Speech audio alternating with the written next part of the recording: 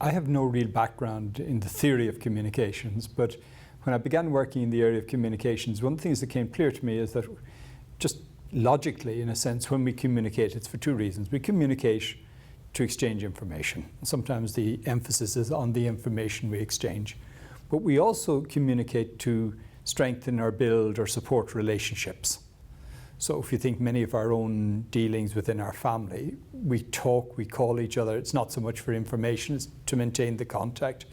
Alternatively, at times, there are times of relationships we have where it's all about information. We just want the information. But there's a relationship there. I think very often, if I have trust in somebody, if I have confidence in somebody, then I take more seriously the information they want to share with me. Alternatively, sometimes if somebody is a source of good and reliable information, then I'm more likely to want a relationship with them. And I think that dynamic that was always present has come to the forefront in social media, where for good or for bad, people are inclined to seek information from others they already know, where the authority comes in a sense from the relationship. Equally, people then maybe through the information they are getting build the relationship. And we see this very strongly, I think, in social media, where the downside of it is the polarizing effect, that I only go to the people I know for information and therefore I may not get all the information I need in life. But I do think one of the things that Pope Benedict said about this is in communication, we're not just sharing information, we're sharing ourselves. And this, I think, becomes a really important thing across the, if we want to talk about mission and gospel and bringing the good news that we have encountered to other people, that will also be about building relationships to them.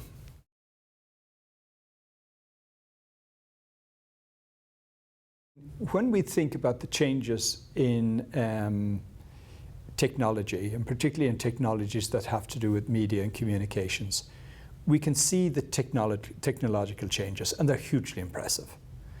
But what's really in some ways more interesting is what people have done with those technologies and how they have changed the patterns of communication. But not just the patterns of communication, it's changed the way people live and experience life. So I always look at my own nephews and nieces, 15 of them aged 10 to 31. You know, they're separated by about 30 years from me, but the difference is much more radical. They're getting their information in a totally different way. They're forming their opinions very differently.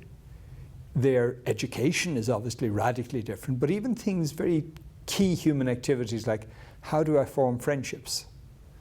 This is a generation who will have friends online, and that will either support existing friendships or help them to make new friendships without the kind of limitations of time and geography that in the past would have been huge considerations. And therefore it goes to the heart even of their identity. How they understand themselves and who they are is being shaped by social media. That's why I say it's a cultural change. I think I use the example sometimes like 100 years ago somebody could have said motor cars will become faster, cheaper, more available. But nobody might have foreseen that motor cars would lead to radical patterns in how we live in cities, where we no longer live in the centre, we live out in the suburbs, we commute. Most of our commercial activities have left the city centres and have gone out to the supermarkets on the fringes. And these are patterns that change then how we live and how we associate, except I think it's even more radical what's coming at us in terms of technology. So it's changing how we think and how we reflect, how we see ourselves, and that for me is a cultural issue.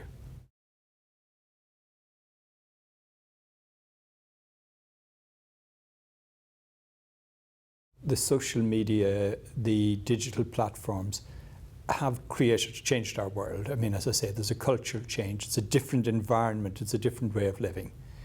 In the past, when the church wanted to bring the gospel to different parts of the world, it had to learn about those cultures. It had to learn about the languages. It had to learn about how people lived and what their values were. And the church always had the ability to see the positive, the humanly positive in that, and build from there.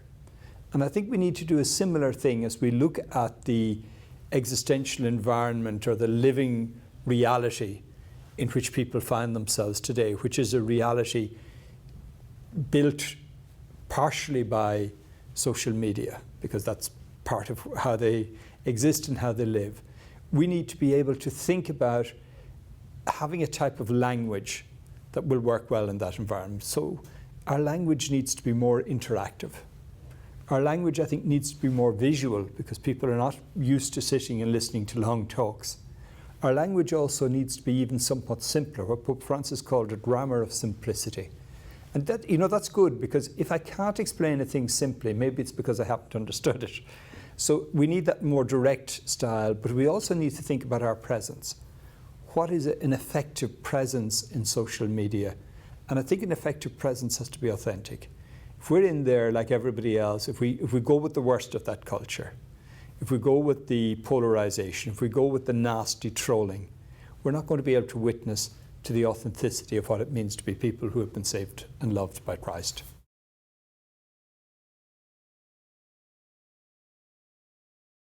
I think we need to be very careful about two things. We've been very good in the church on transmission, of putting our message out there. We need to think about reception. What are people hearing? What are they understanding? How do they see us? Do they see us as we see ourselves? And I think social media does allow us to monitor and see how people think about us. So sometimes we can see that people are annoyed with us. Why are they annoyed with us? Where might they have reason to be annoyed with us? Where have they maybe simply misunderstood who we are and what we're about? So how can we communicate in a way that avoids repeating those mistakes? So I think it's about being attentive not just to what we say, but to the reception. It's not performance. It's an effort to real communication.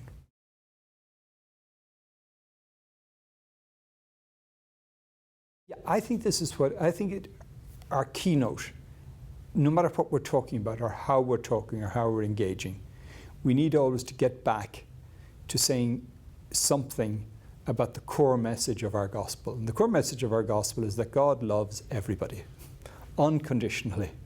We live in a world where that is countercultural, where people are used to having to perform, to earn, to achieve, to be in competition. And I think we need always to be able to say to people, no, God loves you. You have value, you have worth, you have dignity. It doesn't depend on your performance, on your money. It doesn't depend on your beauty. It doesn't depend on your status. I think mercy is related to that because it says God loves you even when you make mistakes, even when you mess up. And that, I think, disrupts how we see our world, because a lot of our discourse in our world, if somebody makes a public mistake, they're finished. How can we talk about mercy? And mercy is also even in my communications or debate, not being simply ready to jump on somebody and point out their mistakes, but to help them maybe to see their own mistake, but as a path towards liberation and towards freedom.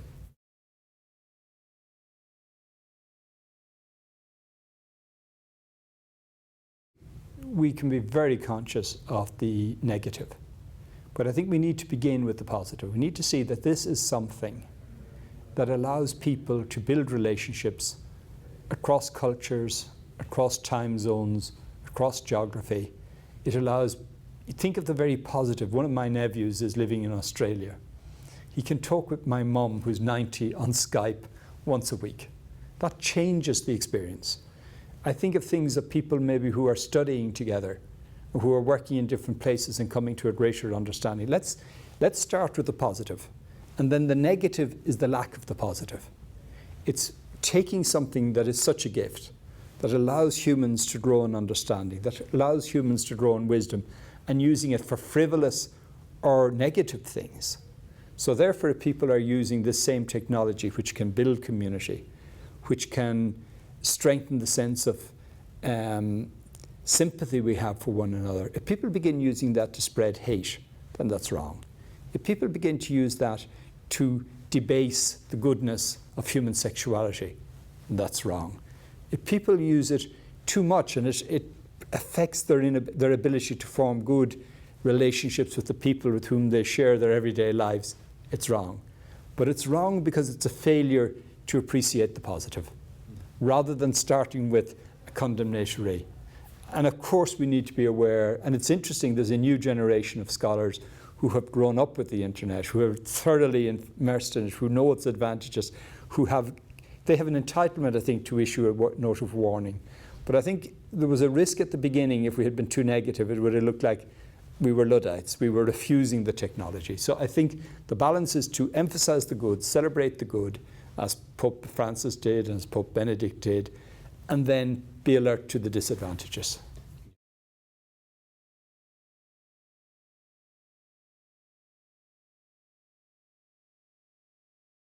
Yeah, this is a thing that, people say, points of insertion is a term that was used by a theologian, maybe many, but the one I came across, it was through René Laterelle, who did a book on trying to understand the human condition and saying, if we examine the human condition, because ultimately as Christians we believe everybody is made in the image and likeness of God, and that there are certain basic human desires that will always lead human people with an openness to the gospel, whether they're believers or not. And if you look at social media, I've tried to identify 5 very strong drives, human instincts that are, in a sense, fueling the internet. One is a desire for connectivity, for friendship, to be valued, to have connection to other people. And I think that leads us into a discourse about true friendship. And it also allows us maybe eventually to get to a place where we talk about God as the one who ultimately answers that yearning in the human heart. Similarly, one can think about the desire for information, which is another for search, to find out the curiosity of the human nature. But that also leads us to reflect about a reflection on truth, or truth with a small t to begin with, but then maybe a type of truth that comes from the following of Christ, that is a truth that is lived out and that proves itself not at the level of the head, but in my living of a certain type of life. I think I talked about the instinct to share and to express ourselves and to give to others, which is one of the drivers on the internet. Again, if you think about something like Wikipedia, it's all voluntary effort. People are wanting to share. And in that, to say, sometimes that could be about showing off. I just want to show myself. But in a real way, it's helping people see that the ultimate fulfillment is in giving of ourselves, that it's in giving of ourselves we find our lives, which is core gospel teaching from Jesus. Similarly, I think we can talk about the desire to be followers, which can lead to discipleship, the desire for play and for stimulation, which can lead to the idea of beauty and authenticity.